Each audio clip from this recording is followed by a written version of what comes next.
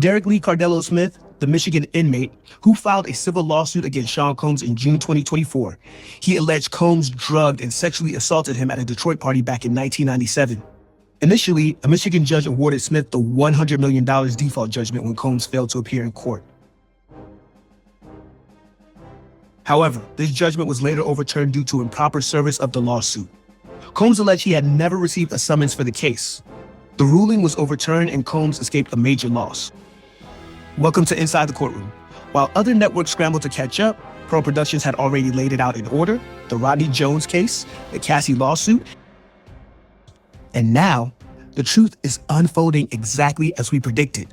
While other outlets are obsessing over what Diddy is wearing to court, Pearl Productions is eagerly waiting to hear the one key word no one is talking about. This case against Sean Diddy Combs has become a legal spectacle. The Cassie case settled almost overnight. Rodney Jones' salacious lawsuit raised our eyebrows immediately, along with his attorney. And you know what?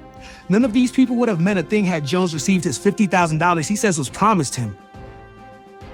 What we're seeing is a gold rush of ruthless and greedy lawyers. Civil suits continue to stack up, press conferences galore, but nothing's really being said. I don't know about you, but we have not seen any hard evidence, at least enough to put Diddy away for life. Many of these plaintiffs were adults during the timeframes in question. Many participated willingly and frankly shared complicit in the very lifestyle they now claim damaged them. There are numerous manufactured stories for clicks and headlines. And let's not ignore what's not being said, like the glaring omission of any alleged crimes involving minors. Despite all the innuendo, none of the lawsuits filed thus far have involved underage victims. We even told you how Busby was another greedy lawyer looking for a payday. And he got it as he has settled lawsuits around this Diddy case that we will never know about. Is this what we call justice? But then there's the case no one wants to talk about: Derrick Lee Cardello-Smith. On the surface, his allegations might sound outlandish, like something out of a Hollywood script. Detroit, that's the key word. Why? Because every whisper we've heard, every breadcrumb suggests that if a true RICO trail exists, it may start or end there. But you won't hear that from mainstream networks more concerned with Combs being a swinger. Something we said early on. Essentially, with the evidence we've seen, not including any illegal gun or drug charges, this case feels pretty thin. I mean, Mike Jeffries of Abercrombie and Fitch had more of a RICO operation.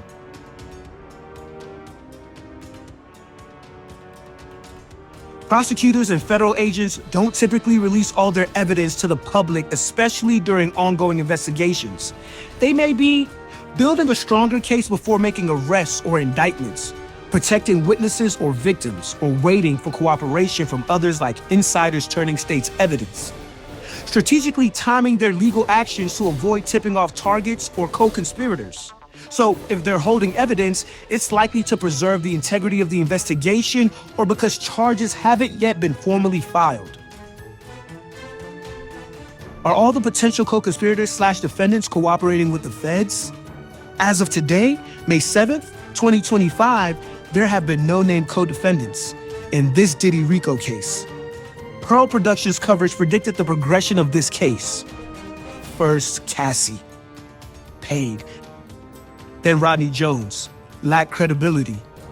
Then the opportunist, quiet payoffs, frauds, distractions. Ultimately, creating a weak federal case. Most of the crimes allegedly attributed to Sean Combs have not even been included in this federal case. Kim Porter. How about his adopted white daughter?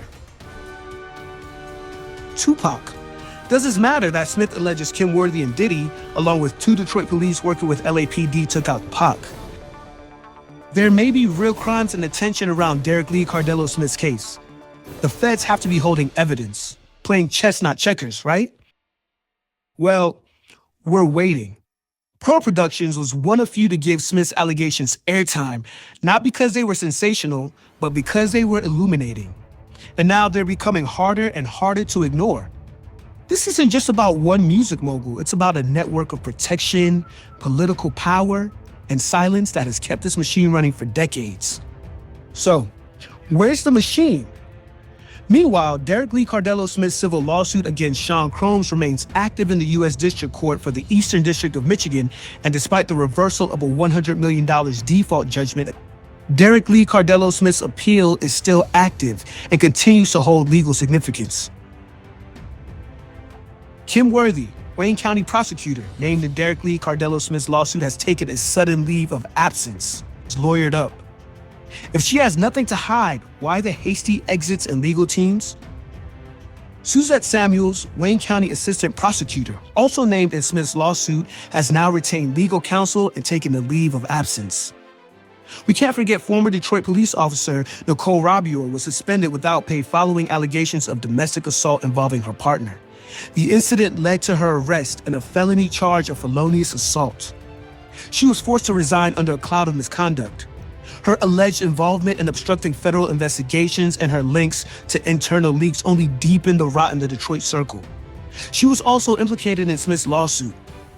The theory that Derrick Lee Cardello-Smith may hold evidence linking him to Diddy's RICO case and his claim of owning 49% of Bad Boy Entertainment raises serious questions. This could have major legal and financial consequences, potentially reshaping the narrative around Bad Boy's ownership and Diddy's federal case. This call is from a correct facility and is subject to monitoring and recording.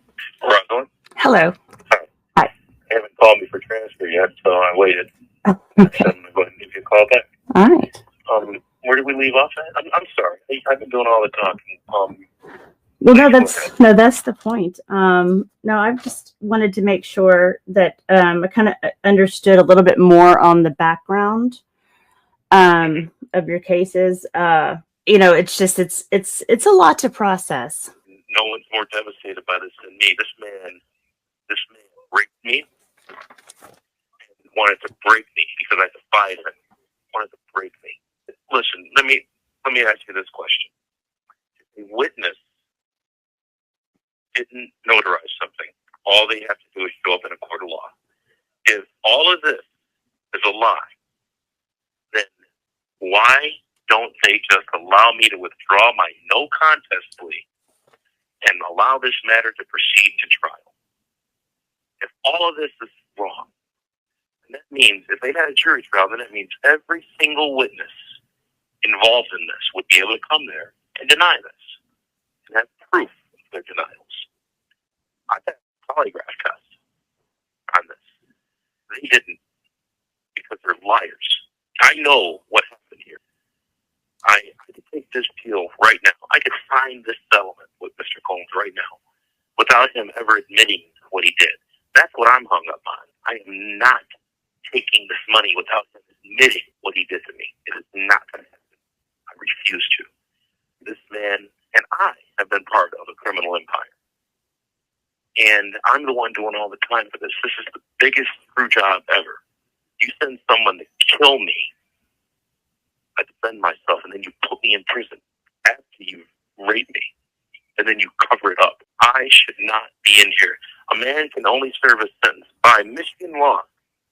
You can only serve a sentence if you've been convicted by a judge, a jury, or entered a plea of guilty.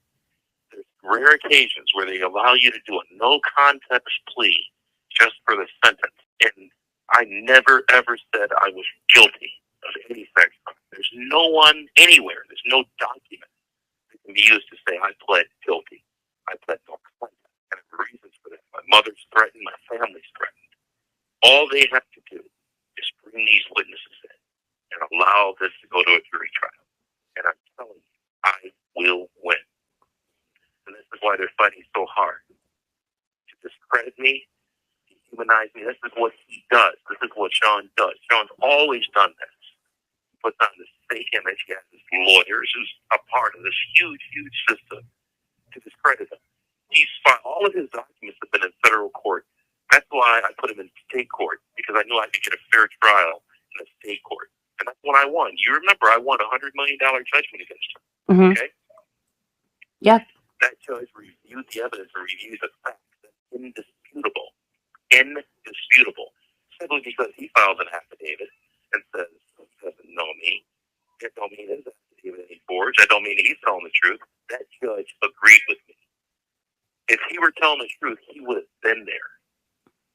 I entered a judgment against him because I told the truth. I'm his victim, and I'm an investor of Bad Boy Records, and that's why that judge gave it to me. That judge ruled in my favor, $100 million. He wanted to end the negotiations because he didn't want me going for the full $400 million. Then I find out J-Lo's tied into this. J-Lo, this man has videos of him raping people. He has videos of our cash transaction from '97. He has videos of him saying to 49%. He wanted to be the majority holder of Bad Boy Records. Well, sure. Mm-hmm. So that's why he said 51%, now I get 49%. So I said, no problem. In '87, I was looking at the future. You know, I was looking at, this man is brilliant. This guy is a genius. Smart, he's talented, he's successful. You know, I said, he can make it. And he's talking about all the editorial movie deals that he's talking about. I'm like, this is a successful black man. I'm a young black man. I can be a part of this. I'm like, hell yeah, I'll give you my money. I gave him my money. Cashier's check. A cashier's check for $150,000. My savings that I worked hard for, and I slung dope. I get it. I know I was in the streets. I made my money from the streets. That's how we did it. That's how we did it back then. Okay? I admit, I was slinging. I got no problem admitting that. But I was also a hard worker. I worked very hard. I saved my money up. And I gave it to him because I saw a return. He knew he was going to try to kill me. I didn't realize. Look, him and I had a fight after he raped me. He raped me in that hotel in Adrian when he sexually assaulted me. He broke me. I sat in my car. I had to make my way to my own car. I was bleeding. My body was destroyed. I sat in my car, crying, pulling myself together. Hour and a half, I just sat there, scared, shaking. And I finally pulled myself together, and I lit up a cigarette, and I grabbed my tire because I knew where he was going to be at, because I'd been to his meetings before, you know? And I drove to the meeting spots. He was either going to be at Kim Worthy's crime lab over at the prosecutor's office, or one of Kim Worthy's connections. I didn't know it was her connections until then. And so he's at the Detroit crime lab. I see his bodyguards. Big Genedeal was one of them. That's a big boy too. And they're talking. He's having one of his meetings, collecting more money is what he was doing. So I took a tire iron out. I got myself together because I was going to kill this man for raping me. This was pure, straight up, man-to-man, one-on-one. I was going to kill him, but he ain't no man. He's nothing. He ain't no bad boy. So I took out his two guards and their legs by hitting them with my tire iron. I got out of my 1997 Z28, and I hit him in his back, punched him in his face 4 times, put him on the ground, and I said, "You raped me?" And I said, "I'm going to kill you." And I took that tire iron, and I was about to push it right through his face. And then 2 hands got me, tackled me, took me off, and I look up. It's a police officer, it's an Adrian police officer, and it's a woman. And she says, "You mess with my investment, I'll put a rape case on you. I'll put your ass in here." And I look, and it's Judge Kim Worthy. She was an assistant prosecutor at the time. She had prosecuted 2 Detroit cops back about 3 years before for killing a black man in Detroit named Malice Green. She put the cops away. That's how I knew her face. And I'm like, why is she even at this meeting? That's when I realized, okay, I know what I'm getting off into now. I know she was one of the people. She's a sitting judge with the Recorder's Court. She left being an assistant prosecutor and became a judge. And so she said, "I put one of these rape cases on you." I said, "All you want to do is lock black men up." She goes, "So I've done it before. Try me." You can listen to the entire interview below. It must be noted that Suzette Samuels, Nicole Robillard, and Kim Worthy all deny the allegations made by Derrick Lee Cardello-Smith. They allege Smith forged those documents and have since signed new affidavits claiming they did not generate the affidavit Smith presented. The notary service agent also claims his name was forged. Smith continues to maintain the affidavits as authentic, and the notary denies notarizing the documents. Cardello-Smith has a history of filing numerous lawsuits from prison, some of which have been dismissed as frivolous. In this particular case, Combs' legal team has challenged the credibility of the allegations, citing inconsistencies in Smith's account and questioning the authenticity of submitted affidavits. David Fink is one of Diddy's numerous attorneys assigned to Derrick Lee Cardello-Smith's case. Well, as jury selection begins and the trial gets on its way, we're waiting to see what the feds are really holding in their hands. It has to be more than what they've presented. This is Daniel Heitman with Pearl Productions. Make it a good day. Please like and share the video. Peace.